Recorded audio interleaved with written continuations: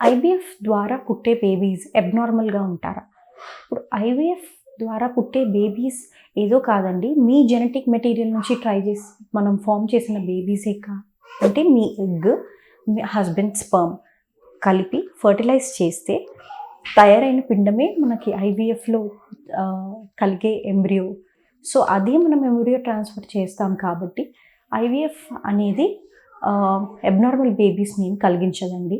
ఒకవేళ ఆ కపుల్‌కి న్యాచురల్‌గానే జెనెటికలీ ఏమైనా క్రోమోజోమల్ అనామలీస్ ఉన్నా, family history of abnormal babies పుట్టేది ఉంటే, అది న్యాచురల్ ప్రెగ్నెన్సీలో ఎంత పర్సెంటేజ్ రిస్క్ ఉంటుందో వాళ్ళకి, ఐవీఎఫ్‌లో కూడా అంతే రిస్క్ ఉంటుంది.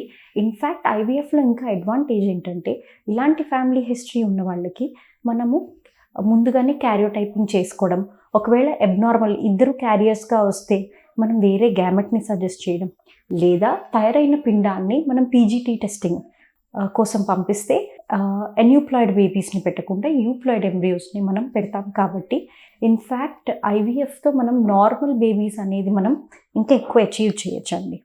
సో, ఇది కూడా ఒక రాంగ్ పర్సెప్షన్ అందరికీ ఉంటుంది. సో, ఐవీఎఫ్‌లో అబ్నార్మల్ బేబీస్ పుట్టరండి.